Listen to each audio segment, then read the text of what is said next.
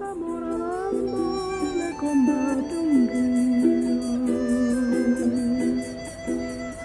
eyes of Hugo Chavez looking over Caracas. But now he's dead. And the poor living there in the barrios, historically his political base, have turned against the movement he created. Bread, medicine, toilet paper. These are just some of the basic necessities Venezuelans are struggling to find. The falling global oil prices have hit the country hard. Public services are disappearing one after the other. American officials are warning the country is on the brink of collapse. Venezuela is in a state of emergency right now. Its currency has been devalued 92% since the last 2 years alone. The amount of hyperinflation here is actually just unbelievable. You need a backpack full of money to buy a dinner. Venezuela bet everything on the price of oil remaining high. And with government revenue 95% dependent on it, the plunge in oil has sent the economy reeling. As a result, GDP is predicted to contract 5.8% in 2016, the third straight year of negative growth. And Venezuela has the world's largest inflation rate, the IMF expecting it to reach 700% this year.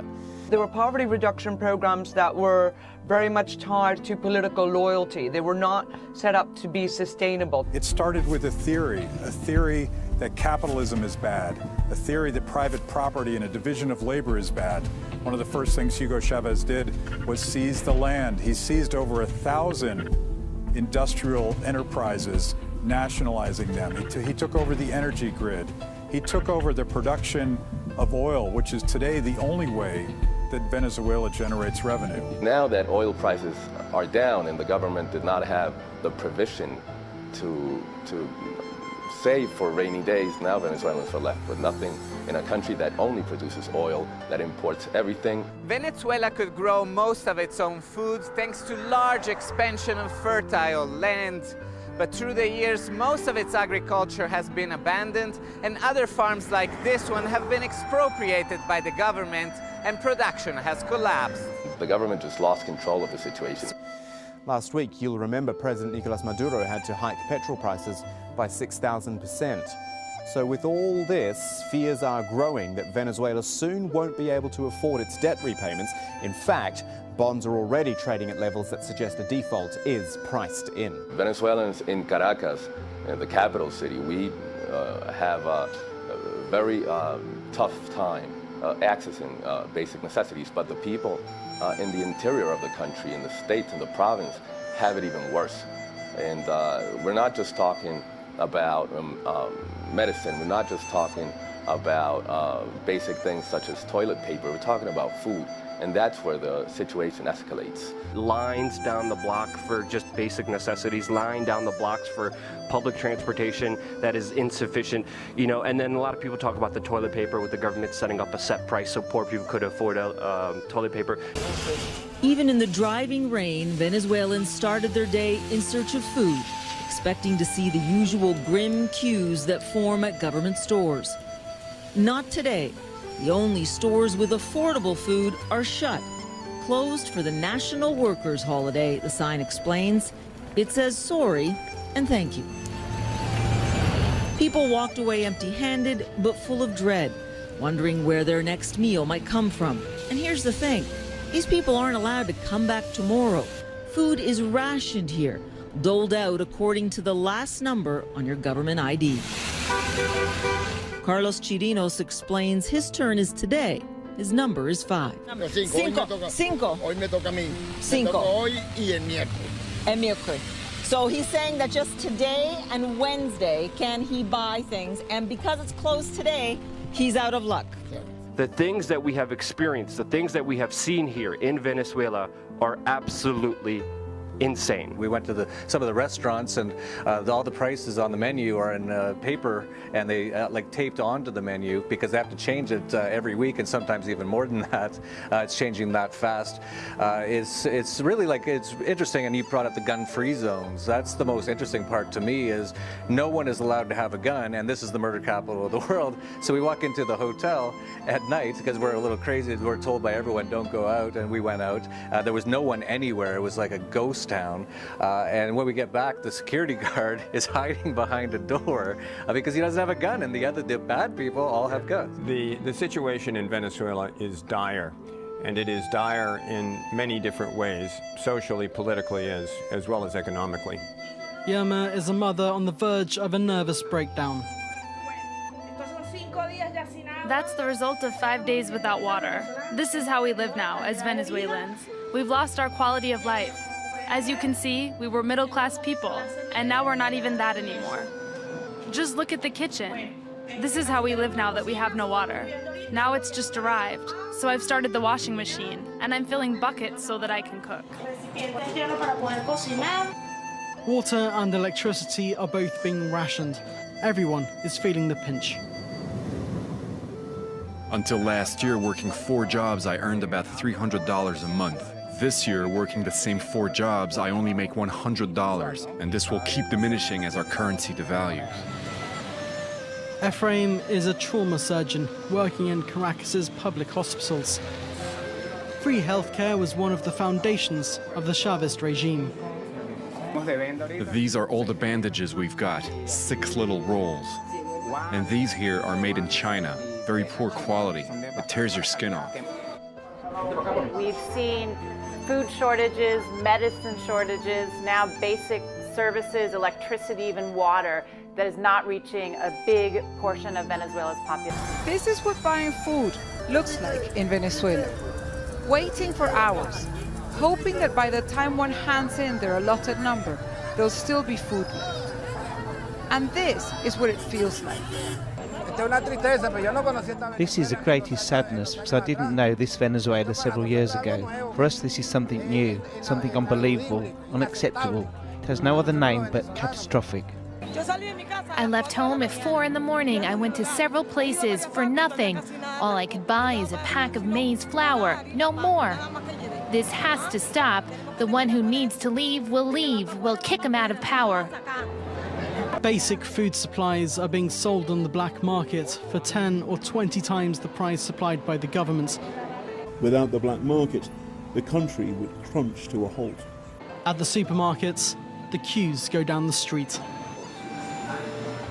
There is no even coffee. If they can find sugar, they take hot water with sugar in the morning, and they try to eat once at 3 o'clock to be able to sleep until the next day. This is a true country in collapse. This is a hyperinflation and socialism reaching its ultimate end. Government officials say the state of emergency will allow better distribution of resources. The state of emergency has little to do with the economic situation. It's more to do with how a government that has lost all popular support, how can they control society? When you start asking about the alternative explanations the government has given, what they call an economic war, or the aggression, or the imperialist agenda, it does not poll, it does not even register with Venezuelans. So it's all seen as excuses. The criminality is brought on by the government as a way to control the people. Like, we were driving by and our fixer showed us this huge building.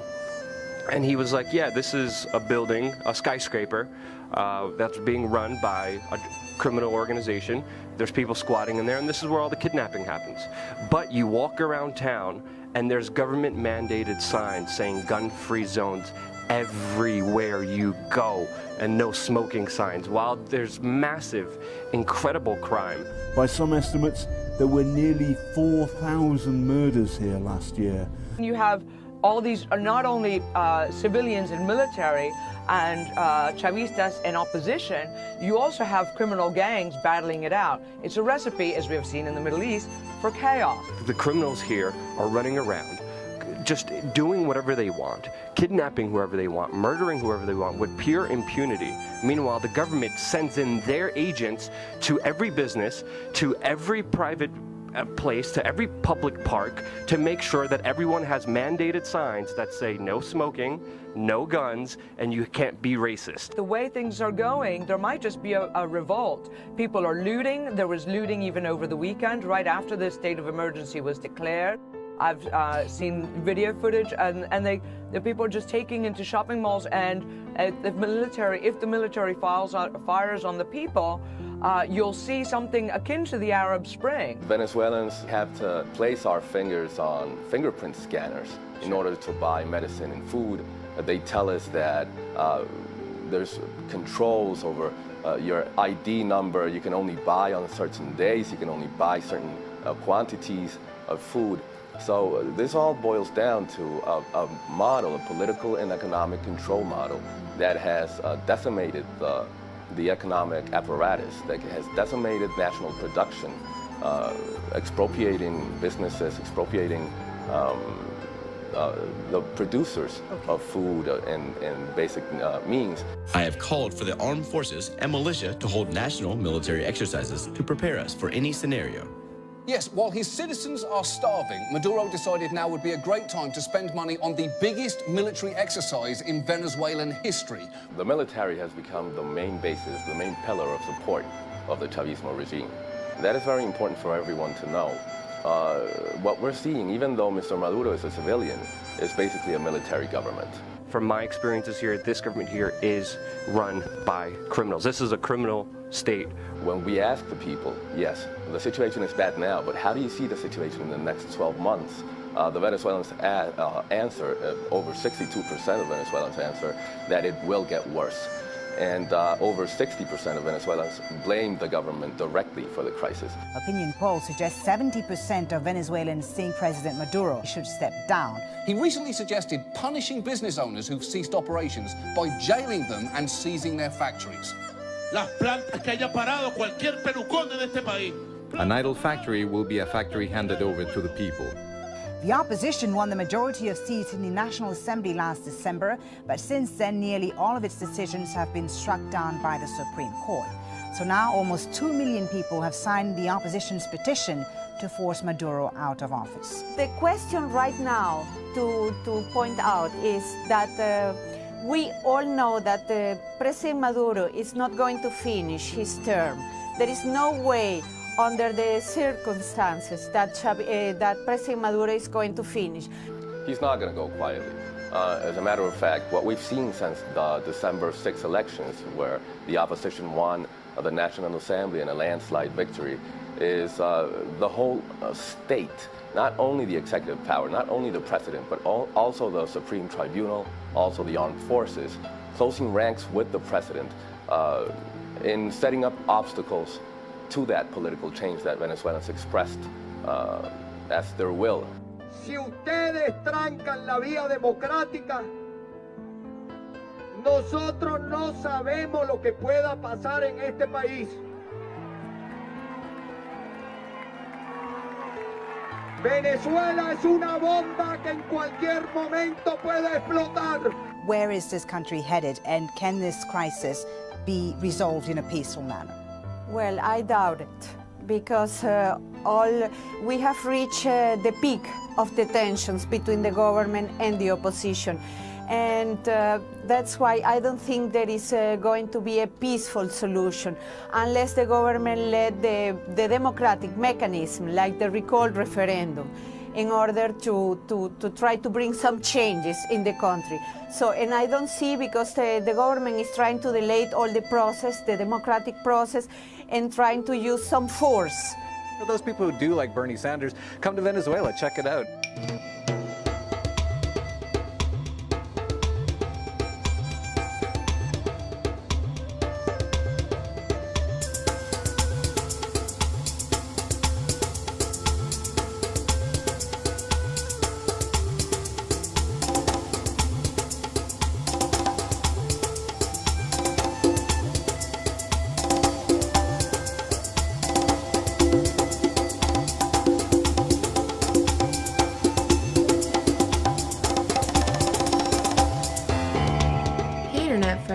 The majority of the coverage of the events taking place in Venezuela, on the American media at least, has been framed as a cautionary tale about the dangers of socialism, resulting in a great deal of the public sentiment being a non-committal shrug, accompanied by an apathetic dismissal sounding something like, well, that's socialism for you.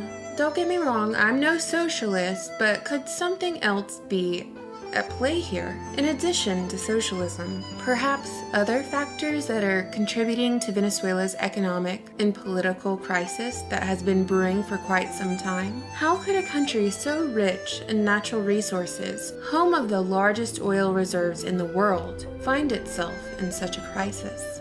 The Venezuela of today has a population as diverse as its geography, but a good portion of that population has united in protesting the country's high rate of inflation, alongside a scarcity of staple products. They don't want the reputation of living in the country with the highest homicide rates in the world. They want a radical change in their government, and while Venezuelans are pointing at their government is pointing at foreign infiltrators and placing a great deal of blame on them for the disruption. So who's right? Who's wrong? And is it really that simple?